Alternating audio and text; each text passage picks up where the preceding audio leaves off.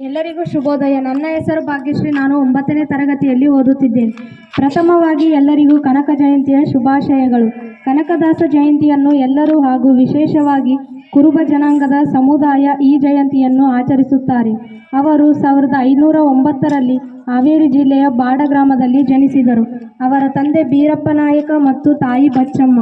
ಕನಕದಾಸರು ತಿರುಪತಿ ತಿಮ್ಮಪ್ಪನ ಆಶೀರ್ವಾದದಿಂದ ಜನನವಾದ ಕಾರಣ ಅವರಿಗೆ ಬಾಲ್ಯದಲ್ಲಿ ತಿಮ್ಮಪ್ಪ ಎಂದು ಹೆಸರಿಟ್ಟರು.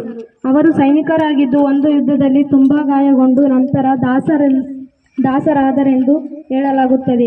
ಅವರು ಹಂಪಿಯ ವ್ಯಾಸರಾಯರನ್ನು ಗುರುವಾಗಿ ಸ್ವೀಕರಿಸಿ ಅವರಿಂದ ಉಪನಿಷತ್ತು, ವೈಷ್ಣವ ಧರ್ಮ ಇತ್ಯಾದಿ ವಿಷಯಗಳನ್ನು ಕಲಿಸಿದರು.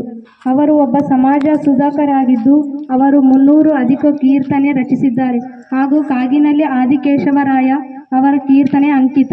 ಅವರು ಉಡುಪಿ ಶ್ರೀಕೃಷ್ಣನ ಅನನ್ಯ ಭಕ್ತರಾಗಿದ್ದು ಅವರು ಹರಿಭಕ್ತಿ ಸಾರ, ನಳಚರಿತ್ರೆ, ರಾಮಧ್ಯಾನ ಚರಿತ್ರೆ, ಮೋಹನ ತರಂಗಿಣಿ ಇತ್ಯಾದಿ ಅನೇಕ ಕೃತಿಗಳನ್ನು ರಚಿಸಿದ್ದಾರೆ. ಧನ್ಯವಾದಗಳು.